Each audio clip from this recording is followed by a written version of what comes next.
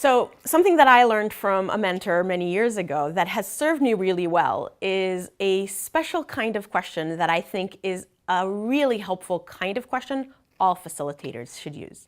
And that question is, what questions do you have? Now, that is an open-ended question. Now think about it. Most of the time when we are in a facilitation mode, the way that people usually ask that question when they're looking to see if anyone has any questions, usually people say, do you have any questions? Or are there any questions? But those are closed-ended questions to be answered with a yes or no. And further, I would say they might actually come across as leading questions.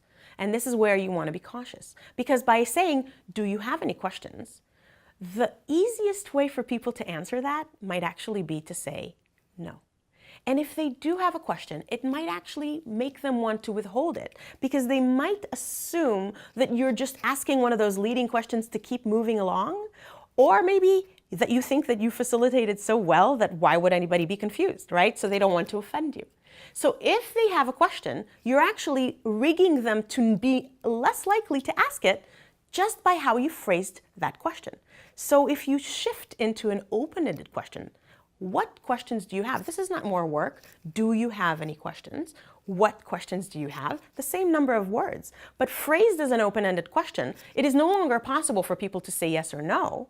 And in fact, it's kind of a leading question that says, I'm assuming you have questions.